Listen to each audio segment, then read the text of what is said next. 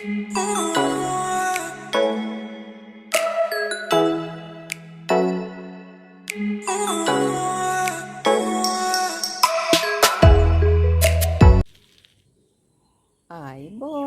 මගේ ආදරණීය යාළුවෝ හැමෝටම. ඉතින් කොහොමද ඔයාලා? ඔයාලා හැමෝම සතුටින් පරිස්සමින් ඇති කියලා මං හිතනවා. ඉතින් මං අද ඔයාලා හමුවට ආවේ දිගු නිහඬියාවකට පස්සේ. ඔයාලට මතක ඇතිනේ මම මාස 3-4ක්ම එකම වීඩියෝ එකක්වත් ගෙනාවේ නැතුව හිටියා. ඉතින් ඒ ගොඩාක් මගේ පහුගිය කාලේ තිබ්බ වැස්සත් එක්ක මගේ මල් ගොඩාක් මැරිලා ගියා. ඉතින් මං ආයෙත් මල් තවාන් වලට ගිහිල්ලා මල් ගෙනල්ලා අලුතින් මල් හැදුවා. ඊට පස්සේ තමයි ඉතින් මං අද ඔයාලට අලුතෙන් ආයෙත් මගේ මිදුලේ තියෙන මල් පෙන්වන්න ආවේ. ඉතින් මං අද ඔයාලට පෙන්වන්නේ මම මගේ වැරැන්ඩාවේ ඉදිරිපස්ස කොහොමද මල් හිටවල තියෙන්නේ කියලා බලන්න. ඉතින් බලන්නකෝ මේ මගේ ටැකෝම මල් ගහ.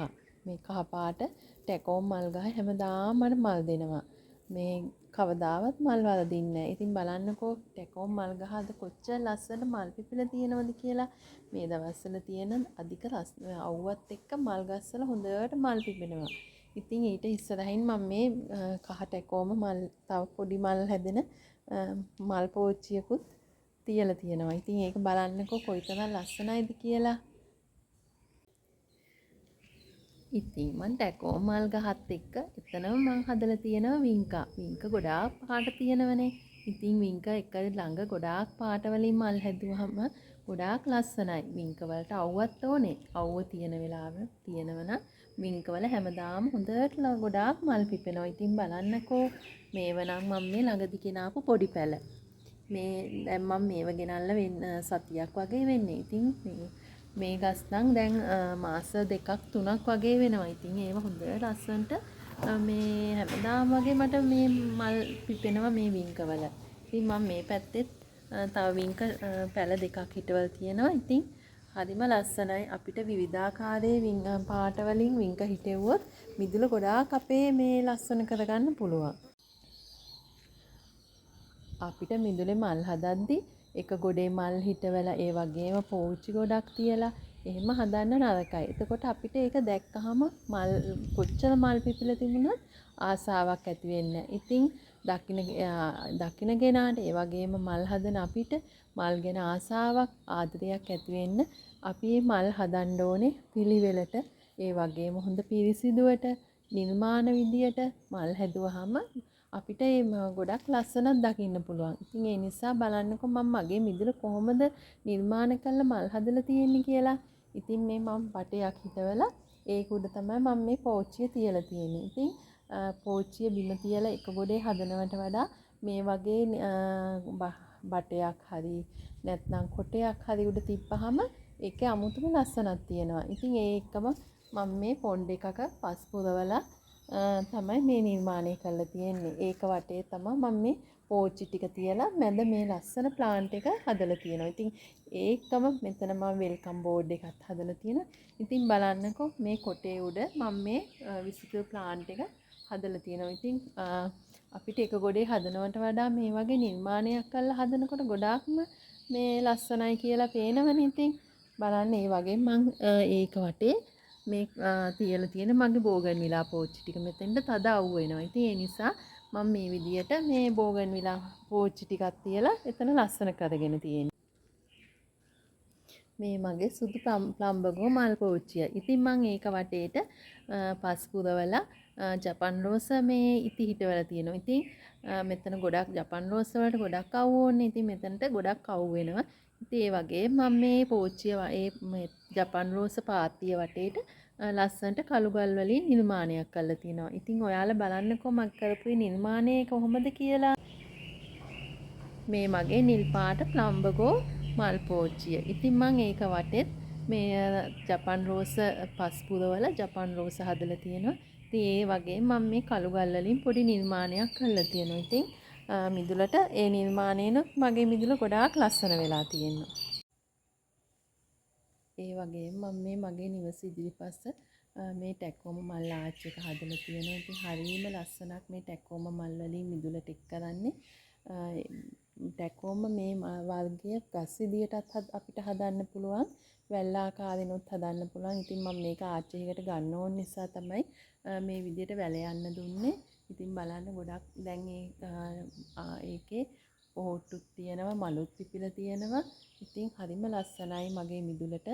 ඒ වගේම මං එතන මේම ගඩොල් වට කළා පස්පුරවල ලස්සනට පාත්තියක් හදලා තියෙනවා. ඉතින් මම මේ පාත්තියේ එකම જાතියකට කොටු වෙන්නේ නැතුව එක එක જાතියේ මල් හදලා තියෙනවා. ඉතින් බලන්නකෝ මම මේකේ මුලින්ම මෙතන මේ පෙන්ටාස් වර්ග කීපයක් හදලා තියෙනවා.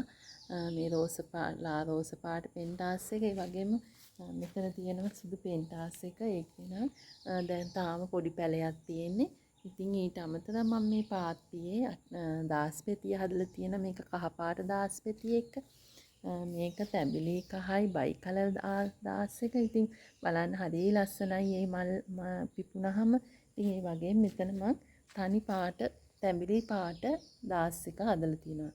ඉතින් මම මෙන්න මේ ප්ලාන්ට් එක නම දන්නේ නැහැ. ඉනාට චූටි මලක් එන්නේ.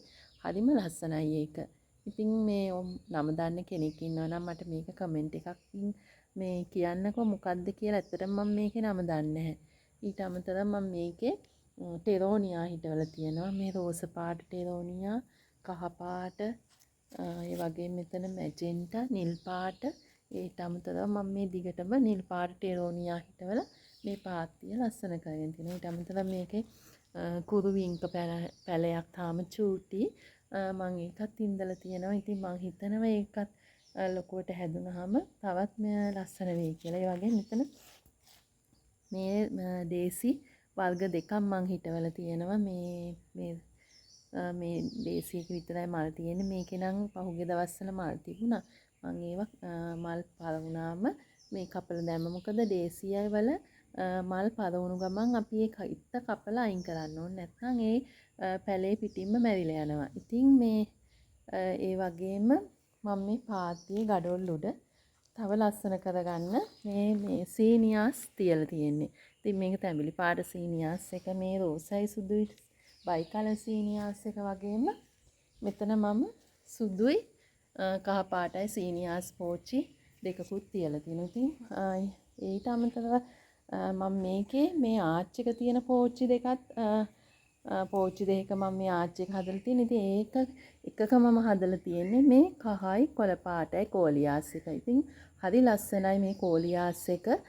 මිදුලට ගොඩක් ලස්සන කරගන්න අපි මල් විතරක් නෙමේ හිටවන්න ඕනේ. ඉතින් කෝලියාස් වගේ විසිතුරු ශාක හිටෙව්වහම හරිම ලස්සනයි මල් අතර. ඉතින් මෙතනත් මම මේ පෝච්චියේ රතු පාට කෝලියාස් එක හිටවලා මම මේ පාත්තිය අලංකාර කරගෙන තියෙනවා. ඉතින් බලන්නකෝ අපිට පෝච්චි නිකං හදන්න නැතුව අපිට මේ වගේ පාත්ති ආකාරයෙන් ලස්සනට මිදුල අපේ හදාගන්න පුළුවන්. ඉතින් ඊට අමතරව මම මේ මෙතන මේ පාත්ති ඉස්සරහම බාබන්ඩේසියා පැල හිටවල තියෙනවා. දැන් කීප එකක් බාබන්ඩේසියා මලුත් හැදිලා. ඉතින් හරිම ලස්සනයි මිදුල පිරිලා වගේ අපිට මේ පාත්තියත් එක්ක පේන්නේ. ඉතින් මම මගේ ආච් එක ළඟම මේ තැඹිලි කහයි මල් හැදෙන මල් පෝච්චිය තියලා එතන මම තවත් ලස්සන කරගෙන තියෙනවා. ඊට අමතරව මෙන්න මේ විසිතුරු කොළ හැදෙන පඳුර මම මගේ පාත්තිය ළඟම හිටවලා තියෙන්නේ. ඉතින් ඒකෙනුත් මගේ මිදුලට ගොඩක් ලස්සනක් එකතු කරලා තියෙනවා. ඉතින් බලන්නකෝ මම මෙන්න මේ දම්පාට කොළ හැදෙන දම්පාට චූටි මලක් හැදෙන මෙන්න මේ පෝච්චිය මම තියලා තියෙන්නේ මගේ මල් ගෙනල්ලා අයින් කරපු පෝච්චියක් උඩ. ඉතින් අපිට ස්ටෑන්ඩ් මිදුල පුරව ගන්න නැතුව මේ වගේ අපි ඉවත දාන දේවල් අපිට මල් තියන්න මල් පෝච්චි තියන්න යොදා ගන්න පුළුවන්. ඉතින් මම ගොඩක් මගේ මිදුලේ මල් පෝච්චි මේ වගේ ඉවත දාන පෝච්චි උඩ තියලා මිදුල ලස්සන කරගෙන තියෙනවා. ඉතින් අපිට අපි ඉවත දාන කොට මේ වගේ මල් පෝච්චි වගේ දේවල් යොදාගෙන අපේ මිදුල අපිට තවත් ලස්සන කරගන්න පුළුවන්. ඉතින් අපි මිදුල පුරාම එක එක තැන්වල දිගට පෝච්චි තියලා හදනවට වඩා අපිට මේ වගේ මල් ගොමු වගේ හදලා ඊට අමතරව මේ වගේ පෝච්චි උඩ කණු උඩ මල් පෝච්චි තියලා අපේ මිදුල අපිට තවත් අලංකාර කරගන්න පුළුවන්.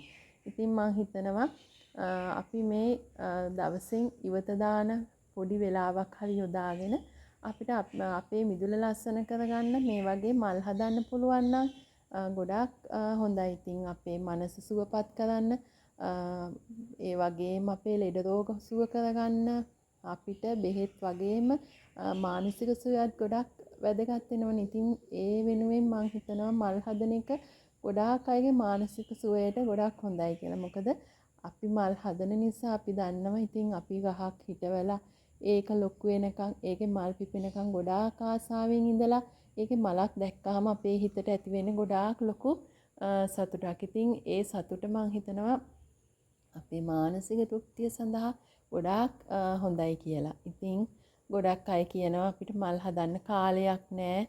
අපිට ඕ වෙනුවෙන් වැය කරන්න වෙලාවක් නැහැ කියලා. ඉතින් මම නම් හිතන්නේ උවමනාව තියෙනවා නම් ඕනම කෙනෙකුට ඒ වෙනුවෙන් කාලයක් අයින් කරගන්න පුළුවන්. ඉතින් අපි අපේ දවසේ පොඩි වෙලාවක් මේ වෙනුවෙන් යොදවලා මේ වගේ මල් හදලා අපේ නිවස ලස්සන කරගන්න, අපේ පරිසරය ලස්සන කරන්න යොදා ගන්නව නම් ඉතින් ගොඩාක් හොඳයි. ඉතින් අපි නිකාං කාලය ගෙවා දානවා.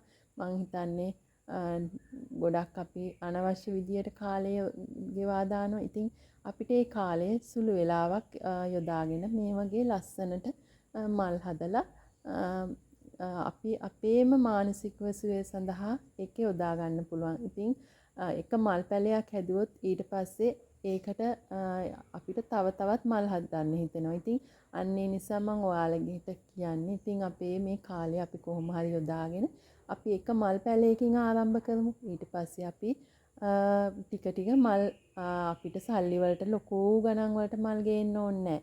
ඉතින් අපේ යාළුවෙක් ගෙදරින් අපේ නෑදෑයෙක් ගෙදරින් අපිට ඉතිගේ කෑල්ලක් ගෙනල්ලා හිටවල හරි අපිට අපේ මිදුල ලස්සන කරගන්න පුළුවන්. ඉතින් ඊට අමතරව පැලතවාන් වල පොඩි පොඩි මිල ගණන් වලට තියෙනවා මල්. ඉතින් අපිට මුදල් ගැන පොඩි මුදලක් යොදවලා අපිට මේ වගේ ලස්සනට මල් වත්තක් හදා ගන්න පුළුවන්. ඉතින් මම හිතනවා ඉතින් ඔයාලත් ගොඩක් මේ මල් හදන්න උනන්දු වෙලා ඔයාලගේ නිවසත් මේ විදියට ලස්සන කරගනී කියලා.